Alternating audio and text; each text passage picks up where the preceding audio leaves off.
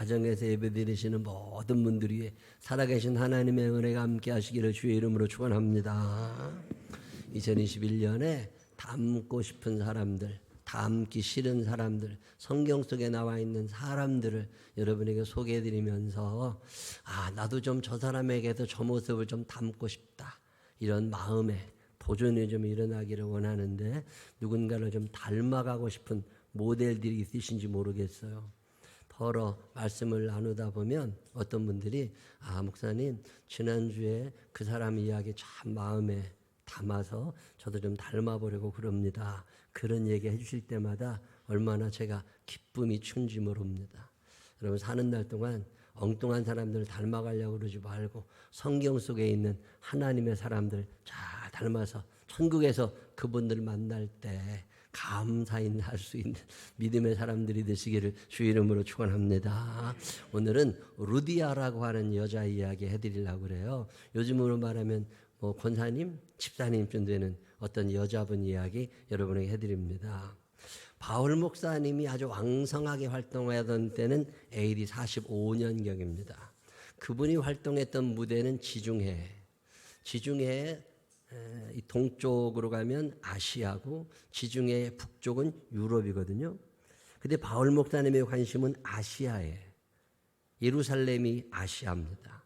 예수님이 움직이셨던 땅이 그쪽이고, 그 당시에 베드로 목사님이 예루살렘 교회를 중심으로 목회하고 있었기 때문에 아시아에 관심이 많고, 그리고 그 아시아를 넘어서 그 당시에 무역이 인도까지 쭉 전도할 이런 어떤 꿈을 가지고, 근데 드로아라고 하는 아시아의 자그마한 도시에서 바울 목사님이 기도를 하는데, 갑자기 환상이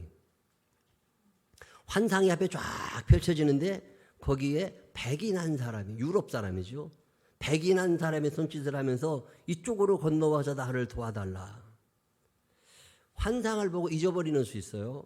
꿈을 보고도 아무것도 아닌 것처럼 지나가는 경우가 많은데, 영적인 안테나가 높은 사람들, 영적으로 민감한 사람들은 이거 놓치지 않습니다.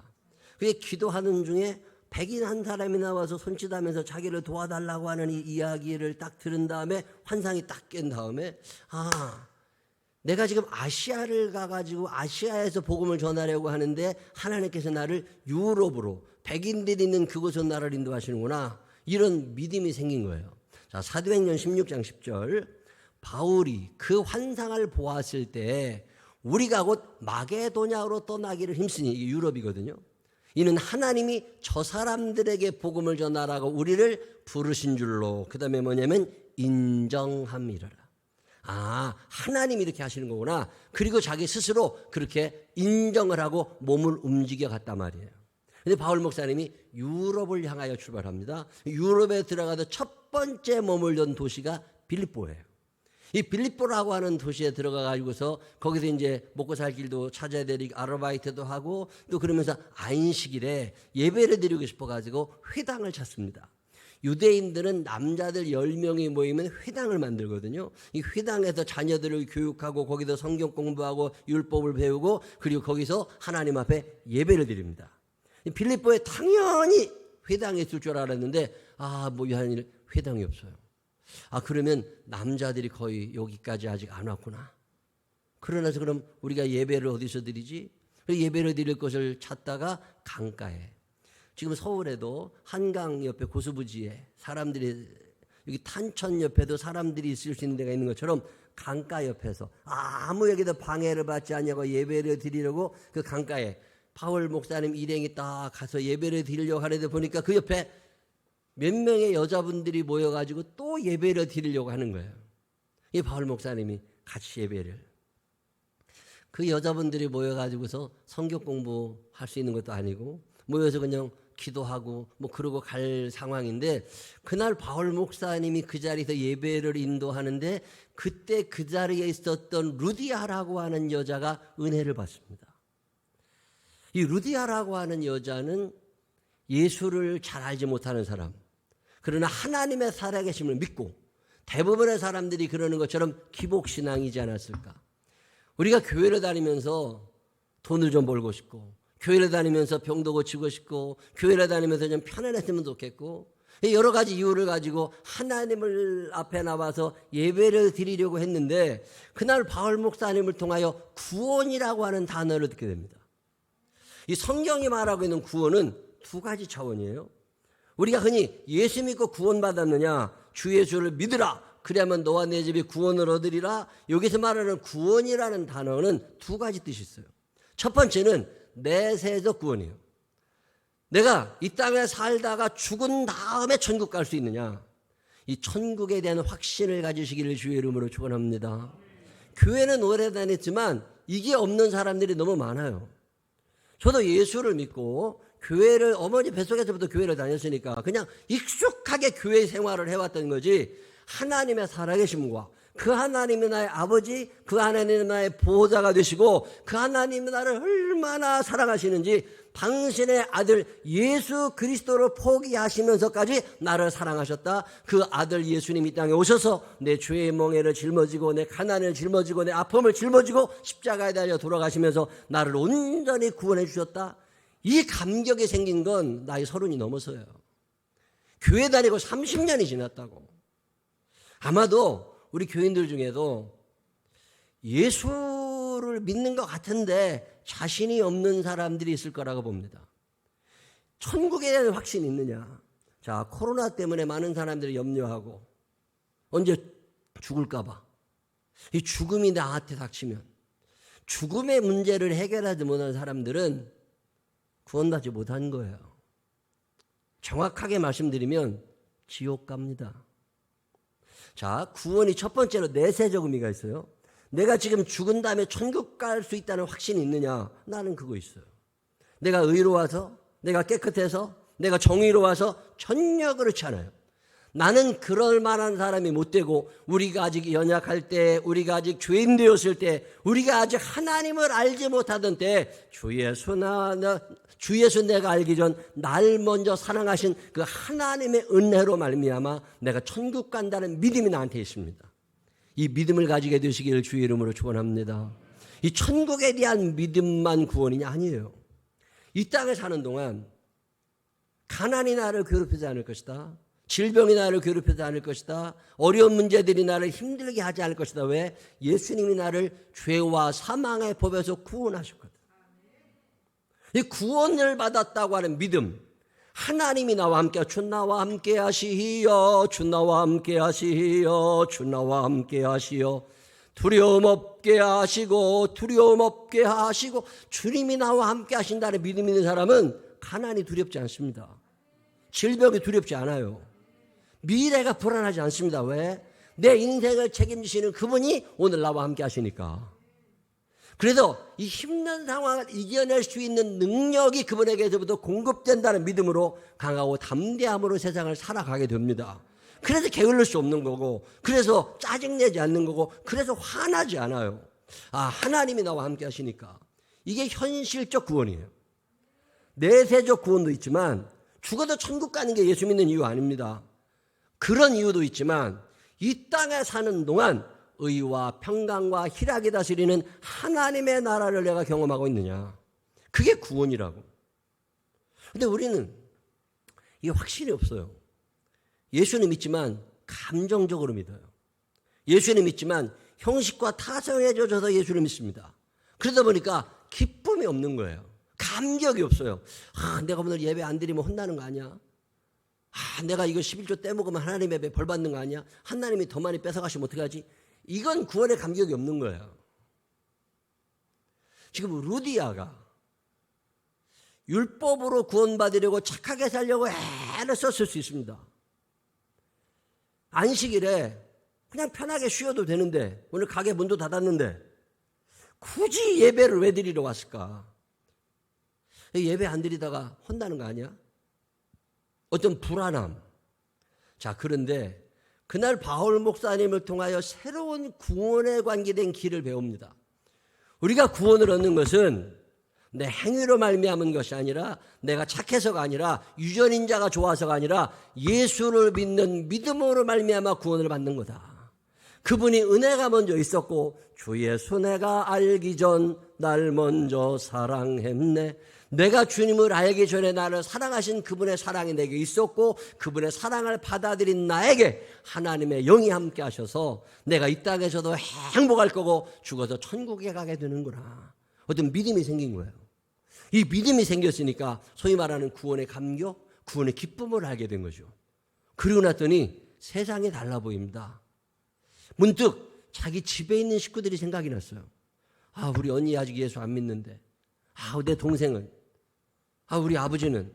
아이고, 나랑 같이 일하는 이런 생각들이 일어나면서 예배가 다 마친 다음에 바울 목사님을 찾아갑니다.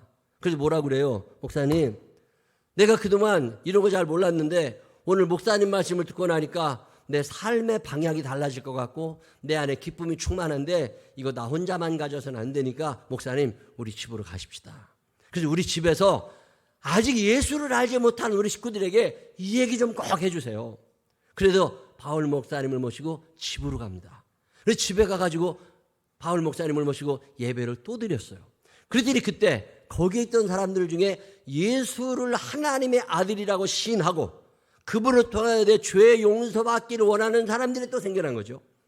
그들에게 세례를 베풀고 났더니 루디아가 목사님 이왕에 이렇게 된 거 우리 집에 며칠 더 머무세요. 우리가 경제적으로 여유가 좀 있습니다. 이게 방이 좀 있으니까 여기서 목사님한테 가실 데도 없을 텐데 여기에 머무시면서 빌립보에 계시는 동안 우리 집을 내드리겠습니다. 바울 목사님이 거기에 있다는 소문이 나니까 한 사람 두 사람 바울 목사님을 만나러 옵니다. 성경 공부가 시작이 되고 부흥회가 열리고 그러면서 구원받는 사람들이 하나 둘 늘어나기 시작한 거예요. 그래서 시작된 게 빌립보 교회입니다. 자, 우리가 빌립보서라는 서신을 들은 적이 있어요. 빌립보에서 있었던 일. 근데 빌립보 교회를 자기 집에서 시작한 루디아라고 하는 여자를 잘 모릅니다.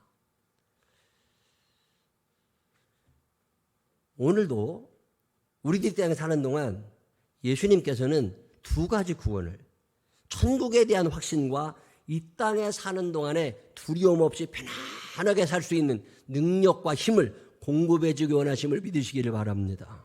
이게 구원받은 백성이거든요. 자, 루디아에게서 우리가 배우고 싶은 게 있습니다. 그 중에 첫째가 뭐냐면 이 구원의 확신이에요. 예배는 드렸지만 루디아는 구원의 확신이 없어요. 예배는 드리고 살지만 교회는 나오고 있지만 바른 신앙생활이 쉽지 않아요. 내가 열심히 신앙생활하는 것 같지만 이게 맞은 건지도 잘 모르겠고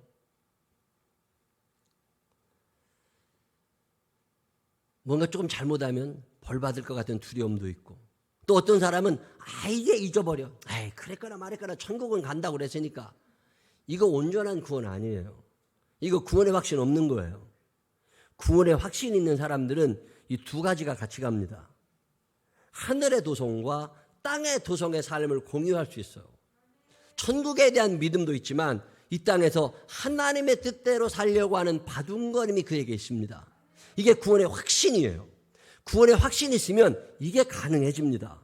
자, 만약에 여러분들이 천국에 대한 믿음이 있다가 없다가 그리고 이 땅에 사는 동안에도 잘 넘어지고 유혹에도 잘 빠지고 하나님에게서 자꾸 멀어지게 되고 말씀이 생각나지 않고 뭐 어쩌다 그런 것도 있지만 그런 일이 반복될 때마다 여러분은 여러분 스스로 나는 지금 구원받은 백성인가를 생각해 보세요.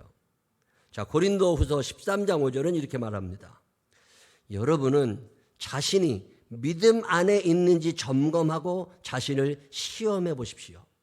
예수 그리스도께서 여러분 안에 계시다는 사실을 알지 못합니까? 이것을 모르면 여러분은 시험에서 불합격한 사람들입니다. 자, 자기 스스로 알고 있어요. 권사님, 집사님 자기 스스로 압니다. 단지 속이고 있는 것뿐이에요. 내가 예수 믿는 척하고 내가 구원받은 사람인 척하고 사는 거지 자기 마음에 기쁨이 없다, 평강이 없다, 불안하다, 오늘 내가 죽어도 천국 간다는 믿음이 없다, 이 세상 힘들긴 하지만 이까짓 거 하나님이 함께 하시는 내가 충분히 감당할 수 있다, 여기에는 하나님의 뜻이 있다, 어떤 믿음 자체가 흔들리는 사람들은 구원의 확신의 문제를 다시 생각하셔야 돼요. 용서의 확신이 없어요. 다른 것은 몰라도 구원의 확신에 대한 믿음은 공고해야 됩니다. 저는 우리 생명나무교회 모든 교우들이 이 구원의 확신을 분명히 하면서 신앙생활하게 되시기를 주님의 이름으로 축원합니다. 이거 흔들리면 큰일 납니다. 자, 내가 구원받고 나면 이 구원의 확신이 생기면 죽어가는 사람들이 보여요. 제가 이 경험을 하고 났더니요. 저 사람 지옥 가면 어떡하지? 저 사람 지옥 가면 어떡하지? 이런 사람들이 너무 많이 생각나더라고. 왜 우리가 전도하지 못하느냐? 내 구원의 확신이 흔들릴 수 있습니다. 왜 우리가 하나님의 뜻대로 살려고 바둥거리지 못하느냐? 내 구원의 확신이 흔들리고 있을 수 있어요. 적어도 하나님이 내 안에 계시고 내가 그분 안에 거한다고 하는 믿음이 있으면 흔들림 없이 갈 수 있습니다. 자, 이렇게 구원의 확신을 가진 사람들, 이 구원의 확신을 가진 사람들에게 자연스럽게 나타나는 어떤 증거가 있습니다. 그 증거가 뭐냐면 헌신이라는 거예요. 배고프면 밥 먹고 싶고 피곤하면 그냥 잠자고 싶은 것처럼 구원의 확신이 내 안에 넘치잖아요. 내가 이제 천국 가게 됐구나. 나 같은 죄인을 왜 사랑하는지 알 수가 없어요. 주님의 그 사랑 나를 위한 것인 줄 이제야 알았네. 주님이 내 안에 계시다는 믿음이 생기잖아요. 그러면 자연스럽게 그럼 내가 하나님께 어떻게 하지?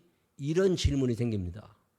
신앙생활은 받음이 아니라 드림이거든요. 자금을 내놓으라는 게 아니라 내가 하나님께 무엇을 드릴까? 이게 신앙생활이거든요. 내가 뭘 드리지? 요한계시록에 보면 에베소 교회를 향한 하나님의 꾸지람, 그리고 서머나 교회를 향한 하나님의 칭찬과 당부가 같이 나옵니다. 자, 요한계시록 2장 4절에 에베소 교회를 향하여 뭐라고 그러시느냐면 그러나 너를 책망할 것이나니 너의 처음 사랑을 버렸느니라. 너 처음에는 괜찮았어. 구원의 감격을 가지고 잘하는 것 같으니 지금 왜 그렇게 됐는데 이게 흔들려 버린 거예요. 마귀가 와서 뺏어가 버린 거예요. 그래서 흔들려 버리니까 예수 믿는 재미가 안 나. 여전히 불안하고 여전히 두렵고 여전히 걱정이 많고 여전히 욕심은 늘어나고. 반면에 서머나 교회를 향하여는 이렇게 말씀하십니다. 2장 10절에 너는 장차 받을 고난을 두려워하지 말아라.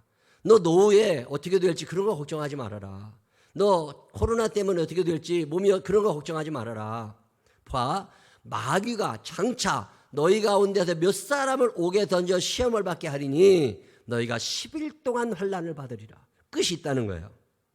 이게 10일이 될지 1년이 될지 얼마가 될지 모르지만 반드시 끝이 있어. 그러니 너 죽도록 충성해.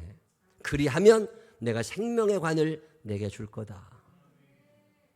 끝이 있단 말이에요. 어렵고 힘든 게 다 끝이 나. 걱정하지 마. 그 대신 너는 죽는 그 순간까지 너 믿음 잃어버리지 말고 충성하는 삶을 살아봐. 자, 이렇게 살아가는 이들에게, 구원의 확신을 가지고 살아가는 이들에게 요한계시록 7장 16절 그들이 다시는 줄이지도 아니하며 목마르지도 아니하고 해나 아무 뜨거운 기운에 상하지도 아니하리니 이는 보좌 가운데 계신 어린 양이 그들의 목자가 되사 생명수 샘물로 인도하시고 하나님께서 그들의 눈에서 모든 눈물을 씻어 주실 것입니다. 루디아라고 하는 말은 생산이라는 말이거든요. 이 루디아가 사람 이름이냐? 꼭 그렇지 않을 수도 있어요. 루디아 왕국이 있었거든요. 그 루디아 왕국의 한 도시가 두아디라입니다. 이 두아디라라고 하는 것은 요즘으로 말하면 염색이 잘 된 옷감들 만드는 그런 기술이 있던 곳인데 지금이야 옷이 뭐 다양하고 색깔도 염색을 참 잘하지만 그 당시에는 쉽지 않을 때입니다. 근데 두아디라에 이 옷을 잘 만드는 기술이 있었어요. 이게 두아디라에서 물건을 떼다가 루디아라고 하는 여자가 빌립보에 가서 파는 거예요. 이 빌립보라는 상업 도시에 사람들이 자꾸 몰려들 때 이게 돈이 되기 시작한 거죠. 돈을 많이 벌게 됐어요. 남편은 이미 죽은 다음입니다. 그때 이 빌립보에서 살고 있는 루디아, 이 루디아가 지역 이름이거든요. 그러니까 사람들이 여자의 이름이 거의 없던 시절에 그 여자의 이름을 부르지 않고 뭐라고 불러요? 루디아 사람. 예를 들면 옛날에 시집가면 정원사님은 뭐라고 불렀어요? 이름 불렀어요? 영월댁 안 불렀어요? 김jam숙 권사님 보성댁 뭐 이런 거잖아. 이게 루디아예요. 루디아 이름도 없는 그냥 어디 댁이야. 뭐 화천댁, 철원댁 이런 거잖아요. 근데 그 여자가 구원의 확신을 가지고 났더니 왠지 내 주변에 있는 사람들을 예수님에게로 인도하고 싶어진 거죠. 저 사람도 나처럼 행복했으면 좋겠어요. 너도 나처럼. 그냥 너도 나처럼 행복했으면 좋겠고 너도 나처럼 편안했으면 좋겠어. 그래서 예수를 전하고 싶은데 자기는 잘 못 전하니까 바울 목사님을 모시고 와서 그리고 자기 집에 교회를 만듭니다. 자, 사도행전 16장 13절 읽어봅니다. 우리는 안식일에 기도처가 있을 만한 곳을 찾아 성문 밖 강가로 갔습니다. 우리는 그곳에 앉아 모여든 여자들에게 말하기 시작하였습니다. 그 여자들 중에 두아디라라는 도시에서 온 루디아라는 여자가 있었습니다. 루디아는 자주색 옷감 장수였으며 하나님을 섬기는 사람이었습니다. 루디아가 바울의 말을 귀담아 들을 수 있도록 주님께서 그녀의 마음을 여셨습니다. 루디아와 그 집안 식구들이 다 세례를 받았습니다. 그리고 루디아는 제가 참으로 주님을 믿는 사람이라고 생각하신다면 저희 집에 오셔서 머물러 주십시오라고 간청하면서 우리를 자기 집으로 데리고 갔습니다. 또 한 구절, 사도행전 16장 40절, 감옥에서 나온 바울과 실라는 어디로? 루디아의 집으로 갔습니다. 그들은 거기서 신자들을 만나 격려하고 그곳을 떠났습니다. 자, 예수를 믿고 구원의 확신이 생기니까 자연스럽게 헌신하고 싶어졌는데 이 헌신 생각하면 여러분들은 내게 헌금을 생각합니다. 물론 감사의물도 드리고 뭐 1,000만 원 드렸다, 5천만 원 드렸다, 1억 원을 드릴 수도 있고 100원, 1,000원을 드릴 수도 있어요. 자, 그런데 제가 느낄 때 헌신 중에 최고의 헌신은 뭘까? 지금 우리가 할 수 있는 최고의 헌신 중에 하나, 이 당시 사람들에게 있어서 최고의 헌신은 자기 집을 내놓는 거예요. 자기 집을 팔아서 헌금하는 게 아닙니다. 자기 집을 교회로 내놓는 거예요. 이게 가능하시겠어요? 예루살렘 교회가 세워질 때 어떤 건물을 사지 않았습니다.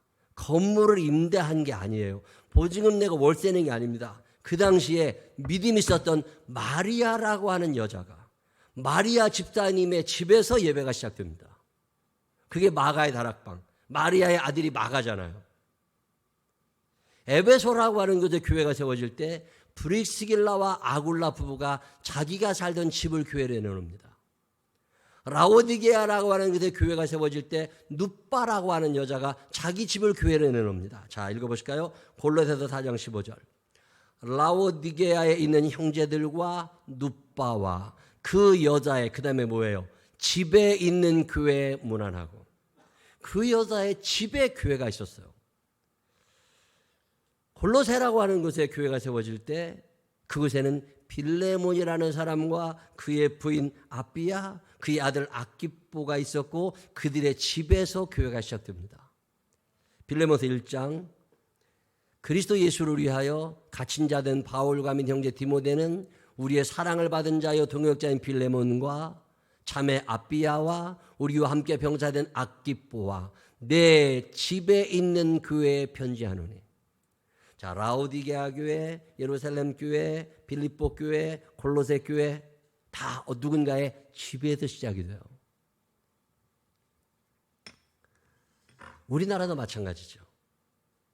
지금 뭐 굉장히 큰 교회 중에 하나가 압구정동에 있는 소망교회. 이게 1977년인가요? 그 곽선희 목사님이 현대아파트 그 앞에 있는 현대아파트 압구정동 거기에서 11명에 모여서 가정에서 예배 시작했습니다. 자, 그 가정을 교회로 제공한 사람 있잖아요. 만약에 여러분의 아파트 집에서 교회가 시작이 돼. 자, 어떤 일이 일어날까요? 새벽 기도 해야 돼. 5시에. 그러면 어떻게 돼야 돼요? 만약에 김기두 장로님 댁에서 예배가 시작되면 5시가 되면 어떻게 돼야 돼요? 목사는 4시 50분이면 간다고. 그러면 집주인이 몇 시에 일어나야 돼요? 4시 반에는 일어나서 다 치워놓고 예배 준비해내야 돼. 김jam수 권사님은 몇 시에 일어나야 돼요? 4시에는 일어나가지고 밥을 해야 돼. 왜? 새벽 기도 끝나면 밥 먹고 출근하니까. 자, 가능하시겠어요? 이게 하루 이틀이 아니라 365일이야. 여러분, 가정을 교회로 내놓는다는 게 이게 쉬운 게 아니라는 거 아세요? 자, 수요일이 됐습니다. 새벽 예배 드리고 아침밥 먹었는데 수요일 날이 되면 7시 반에 수요 예배 드리잖아요. 그러면 집주인은 모든 약속을 취소하고 7시까지는 집에 들어와 있어야 돼. 거기다가 부인 되는 권사님은 뭐 해야 돼요? 직장에서 직접 오는 사람들을 배고프지 말라고 뭔가를 만들어 놔야 돼. 예배가 끝났어요. 예배가 끝난 다음에 그냥 가나? 또 얘기한다고 앉아있고 그러다 보면 10시 반, 11시가 된다고. 그러고서 사람들 다 가면 그 다음에 또 한 서너 시간 자고 일어나서 목요일 날 새벽기도 준비해야 돼. 가능하시겠어요? 여러분, 주일날 9시에 예배 드립니다. 11시에 예배 드리죠. 자, 이게 여러분 집에서 가능할 거냐? 남 얘기는 쉬워요. 남 일이 그렇게 했으면 좋겠어요. 근데 그 일이 내게 닥칠 때 내가 루디아가 될 수 있느냐고 물으면, 저는 목회를 하면서 93년도 목회 시작하고 나서는 가락동에 교회가 있었고, 저는 그때 종로구 청운동에 살았습니다. 매일마다 새벽 4시 20분에 차를 몰고 새벽 기도를 하러 와요. 그럼 교회는 아무도 없으니까 혼자 새벽 기도 하는 거예요.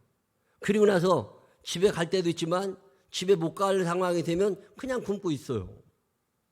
자, 그러다가 가락동에 집을 얻게 됐고, 그 다음에 또 교회 더 가까워야 된다고 그래서 가락동에 또 문정동에 집을 얻었다가 가락동으로 집을 옮겨서 살다가 2000년, 그때 교인이 조금 늘어나면서 이 상가 3층을 얻게 됐습니다.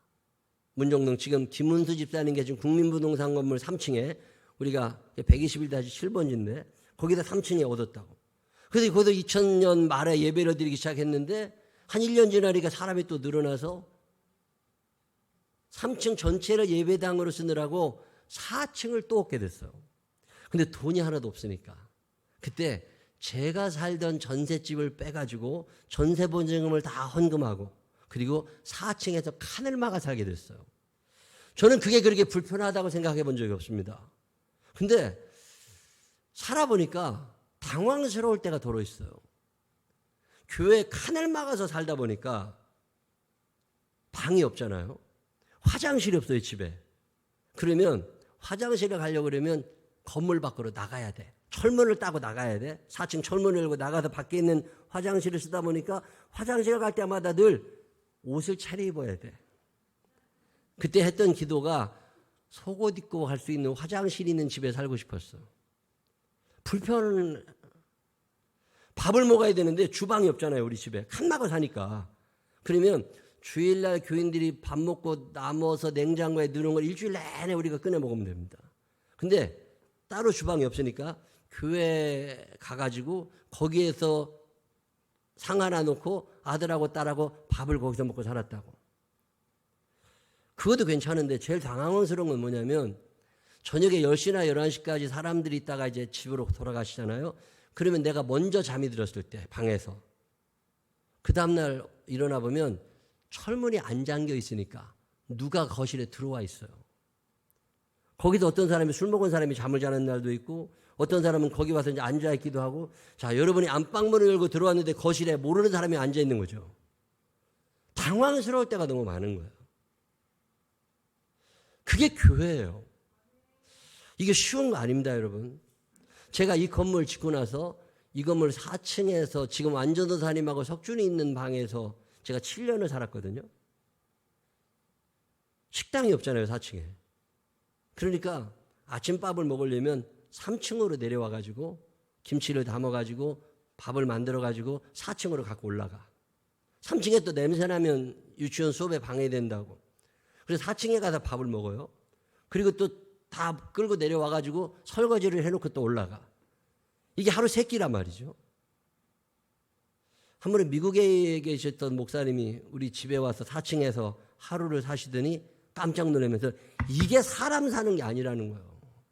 어떻게 4층에 살면서 3층에서 매일마다 저 밥솥을 들고 왔다 갔다 하냐. 그러지 말고 4층에 뭐라도 만들어라.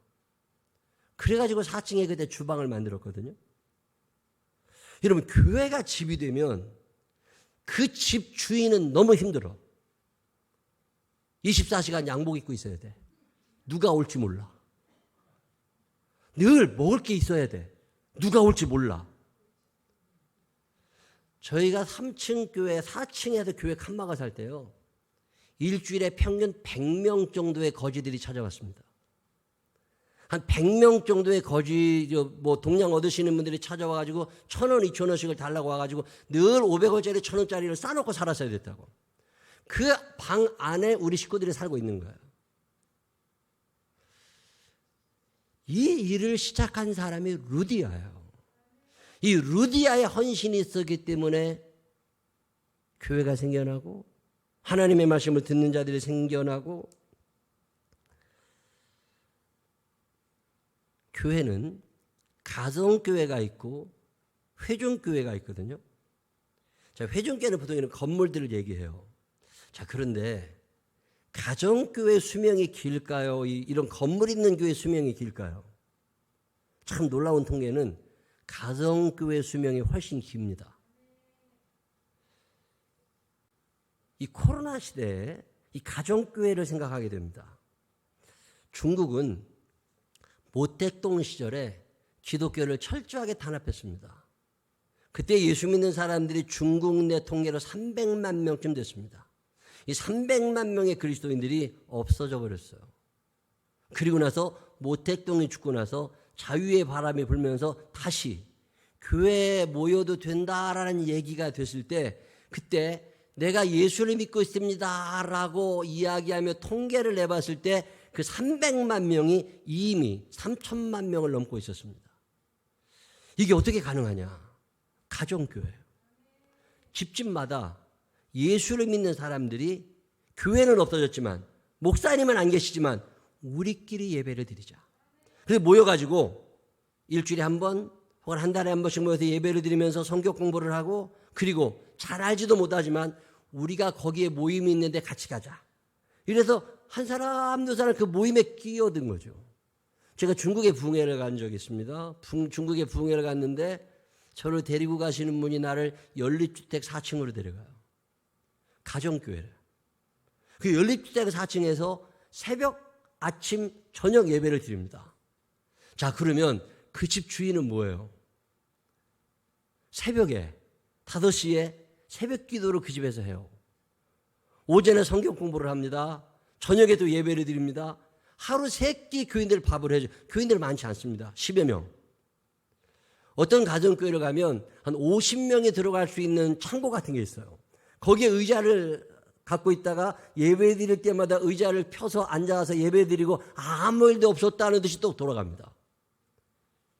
이렇게 가정에서 희생하고 헌신한 사람들이 있었기 때문에 오늘의 중국교회가 있다. 어떤 사회학자는 2030년이 되게 되면 전 세계에서 예수 믿는 사람들이 제일 많은 나라가 중국이 될 것이다. 중국은 적어도 2억 명 이상의 그리스도인들이 있을 것이다. 가정교회가 살아있다는 거죠. 아프리카에 에티오피아 있습니다. 선교사들이 들어가서 하나님의 말씀을 열심히 전했더니 교회가 생겨나고 교회들마다 사람들이 늘어나면서 한 5천 명 정도 예수 믿는 사람이 생겼어요. 공산주의 정권이 들어오면서 탄압이 시작되고 선교사들이 쫓겨났습니다. 교회가 다 빼앗기고 무너졌어요. 10년이 지난 후에 공산주의 정권이 무너지고 다시 자유의 바람이 불기 시작했을 때, 그때 교회가 시작이 됐는데 의외로 교인들이 너무 많은 거예요. 통계를 내보니까 5만 명이 넘어갔답니다. 이게 어떻게 가능하냐? 가정교회에서. 자기 집을 오픈한 사람들이 생긴 거예요. 우리 집에 저녁 먹으러 와. 그래 저녁에 집에 와가지고 밥을 먹고 간식을 나누고 얘기를 하고 한 주간 살면서 하나님께 기도했던 이야기들 이야기하고 그리고 그 모임이 뜨거워지고 좋아지면서 한 사람 두 사람 친구들을 데려오기 시작한 거죠. 이 코로나 시대에 모임이 금지되어 가고 있고 모임이 어려워지는 이 비대면의 시대에 가정교회를 생각합니다. 루디아가 있으면 된다. 내가 루디아가 되고 싶은 사람이 과연 몇이나 있을까? 내가 집에서 식사를 제공하고 내가 집에서 내가 불편하지만 내가 늘 옷을 입고 불편하지만 속옷 차림으로 다닐 수도 없지만 우리 집에 늘 누군가 와서 자 이게 가능하겠느냐는 거잖아요. 마지막 때 이 전염병 때문에 잘 모이지도 못하는 이때 건강한 교회, 환난과 핍박을 이겨낼 수 있는 교회는 이 건물 있는 교회가 아닙니다. 가정에서 아버지를 중심으로 어머니를 중심으로 예배가 회복이 되고 우리가 예배를 드려버리니까 참 좋더라. 너네 식구들 같이 예배 드리자. 그게 속회예요. 그래서 속회. 이번에 유치부 성경학교, 예고 성경학교를 하는 것을 보니까 지난주에 영상을 여러분이 보셔도 알지만 모든 자료가 다 제공이 되기는 하지만 엄마, 아버지들의 수고가 거기에 있어야 되고 우리 집이 좀 좁아. 활동하기 어려워. 그럴 때 다른 사람을 초대하고 내가 다른 사람의 집에 가고 그 영상도 보니까 홍주영 집사님 네 집하고 최인창 집사님 네 집이 같이 모여가지고 보니까 최인창 집사님 네 집이고 거기 가서 같이 예배를 드리고 이 가정교회 회복을 통해서 하나님은 새롭게 무언가를 하시지 않겠나. 코로나 시대에 엄마 아버지가 집에 일찍 들어갈 수 있다면 저녁에 일주일에 한 번쯤 하나님의 말씀을 함께 읽는 시간을 가지는 건 어떨까? 이 코로나 시대에 저녁에 많이 모일 수 없다면 집에 계신 분들 중심으로 점심 식사를 같이 하는 모임이 있으면 어떨까? 일주일에 한 번 정도. 하나님의 말씀이 점점 힘을 얻어갈 수 있는데 사도행전 2장 46절에도 날마다 마음을 같이하여 모이기를 힘쓰고 집에서 떡을 떼며 기쁨과 순전한 마음으로 음식을 먹고 이 시대에 루디아가 없어진 거예요. 성령님의 역사가 멈춘 게 아닙니다. 내 주머니를 열 수 있는 루디아가 없어졌고 내 불편함을 감수하면서라도 우리 집을 교회로 내주고 싶은 사람이 없어져 버린 거예요. 하나님이 기뻐하실까? 동물의 왕국을 돌아보면 사자가 누떼를 공격합니다. 근데 누떼를 공격하는데 그 힘없고 연약한 누들을 공격을 못해요. 사자가. 왜 그런가 보니까 같이 모여 있어. 같이 모여 있을 때는 못 들어갑니다. 근데 뒤에 한 마리가 쳐져. 이동하는 과정에 약한 거, 어린 거 이런 것들이 쳐지면 그때 달려들어요. 마귀가 하는 일은 혼자 떨어져 있는 누군가를 공격해서 하나님의 나라에서 멀어지게 하는 거예요. 혼자 떨어지지 않으려고 파동거려보지만 안 됩니다. 그때 누군가가 전화를 하고 밥을 같이 먹고 모임을 갖고 그러면서 믿음을 점점 공고하게 세워져가는 누구니 그게 루디아예요. 이 루디아 참 닮고 싶습니다. 내가 조금 시간이 있는 날 한동안 못 보았던 어떤 권사님, 어떤 집사님을 찾아갈 용기가 있을까? 내가 조금 한가하고 시간을 내어서 저녁이 아니라 점심이라도 괜찮으니까 누군가와 함께 하나님의 이야기를 할 수 있는 여유가 우리에게 있을까? 그게 루디아예요. 오늘 이 전염병 시대에 루디아가 너무 필요하다는 생각을 많이 하게 됩니다. 하나님은 어쩌면 이 전염병 시대를 넘어서 회중교회가 아니라 이 건물 중심의 교회가 아니라 가정 중심의 교회로 패러다임을 바꿔가지 않으실까? 이 가정이 살아있는 교회들은 살아날 거고 가정이 무너져 있는 교회들은 없어지게 될 거다. 2021년에 닮고 싶은 사람 가운데 하나가 이 루디아예요. 구원의 확신을 가졌습니다. 구원의 확신이 생기니까 내가 하나님께 무엇을 하며 살까? 그리고 생각해 보니까 내 주변에 아주 구원의 확신이 없는 사람들, 그리고 구원의 확신이 있다가 흔들리는 사람들, 이런 사람들이 보이는 거죠. 내가 그들을 위하여 밥을, 내가 그들을 위하여 용돈을, 내가 그들을 위하여 마음의 평강을, 내가 그들을 위하여 무엇을 해줄 수 있을까? 이 고민이 루디아의 고민이에요. 그래도 그는 자기 집을 열고 교회를 만들어 놓고 많은 이들을 옳은 대로 돌아오게 합니다. 우리 생명나무 교회도 이런 루디아의 후예들이 늘어나서 연약하여지는 믿음을 가진 사람들이 강한 믿음의 사람들이 되고 하나님을 떠나려고 하는 이들이 오히려 하나님께로 더 가까이 나가게 할 수 있는 믿음의 사람들이 루디아처럼 믿음의 사람들이 많아지게 되시기를 주님의 이름으로 축원합니다. 기도하십시다.